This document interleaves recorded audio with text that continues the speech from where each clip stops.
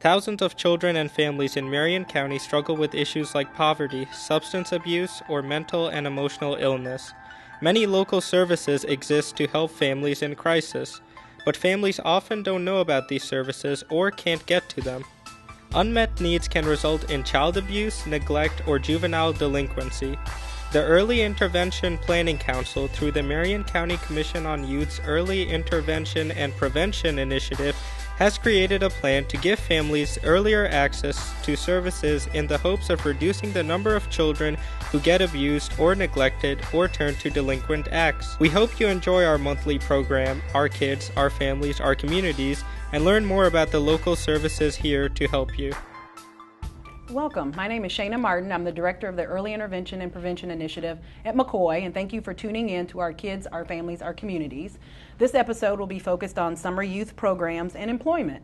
So our guests here today are from organizations that represent the Summer Youth Program Fund, that focus on the importance of summer learning for young people and lots of other activities, and then we'll talk a little bit about youth employment as well. So thank you very much, Matthew, Joeen, and John, for being here with us today. I'm going to give you a little bit of an opportunity to just introduce yourselves, tell us who you work for and what you do.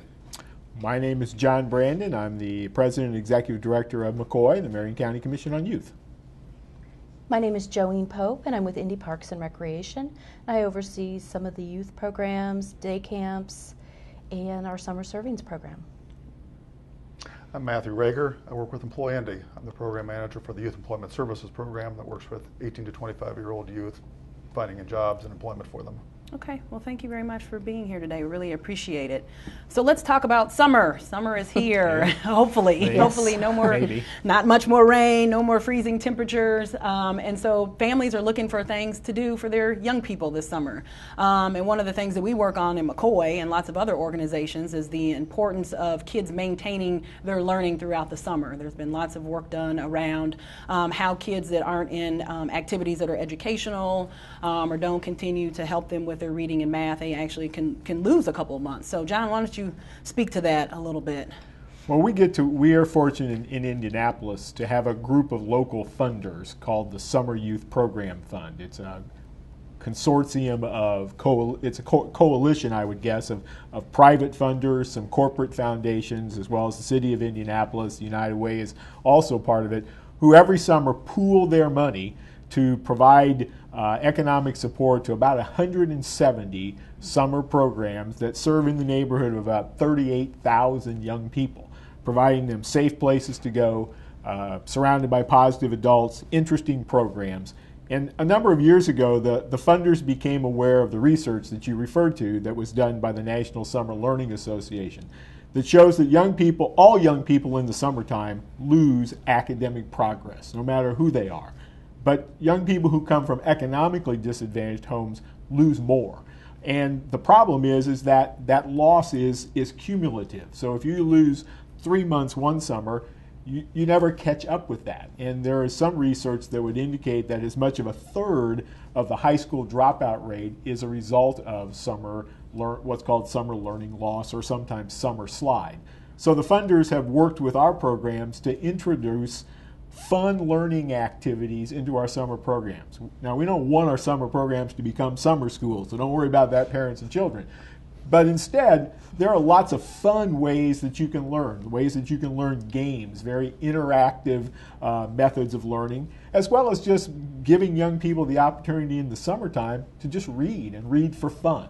Many young people take part in our library's summer reading program, and that's great.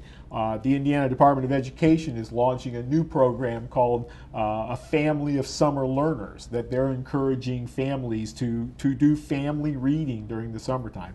And all those are just little ways to keep young brains alive and to keep them constantly in motion, because it's like anything else. If we have a skill and we don't continue to use it and we don't practice it, then we lose it.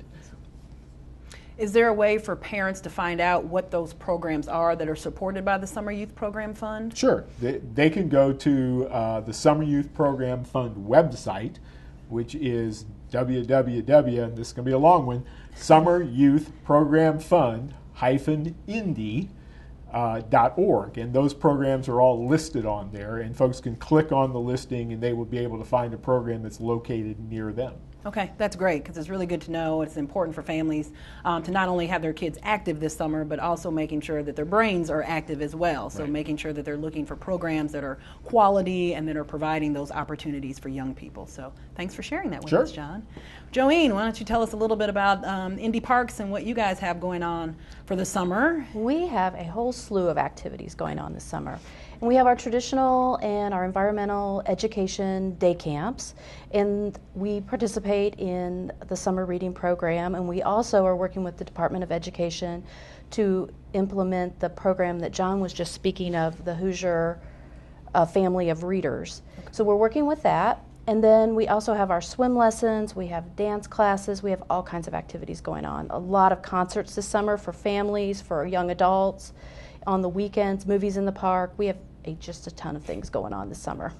And people can find that information through your summer fun guide that Right. I print out at the beginning of every summer to see all the things that we can do, particularly for free. There are lots of family activities that can be done. There are, and that's located on our website as well. It's indy.gov, indyparks.gov/parks. Okay. And what about the summer feeding program? Can you tell us a little bit about Yes, that? we serve over 110 sites, summer food, and that is through the Department of Education and the USDA, and we serve free meals at no cost to children that may not get meals. We don't ask for ID, and so we don't ask for anything, and they can just get fed. And we have it at many of our park sites, but we also have it at partner organizations with churches. We're working with the Summer Youth Program Fund recipients to provide meals for those folks as well, so that they can use their grant funding for other things rather than food. It's free to people, and you can find that out on summerservings.org, or you can also find it on calling 211, and they can also let you know. Okay. And is this breakfast, lunch, and dinner, or? It depends. Each site's a little different. We have breakfast and lunch is pretty much the primary, but we do have a few dinner sites and a few Saturday sites as well. Okay. So you both referenced summer reading programs. How do folks get to or sign up for the library summer reading program? Well, to sign up for the library summer program, they just go to their local branch library.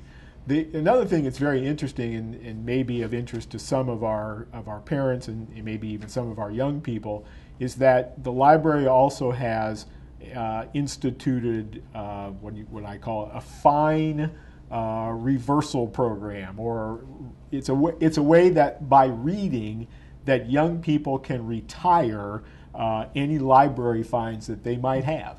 And so say that a young person, for some reason or another, lost a book or didn't return a book, and they owe $10 in library overdue fines. They can sign up for the summer reading program as well as sign up for this rebate type program, and by gaining points, they can remove part of their debt. The total they have to achieve is 600 points. If they achieve 600 points, they remove any of their library fine debt. And that applies if you owe $10, you owe $100.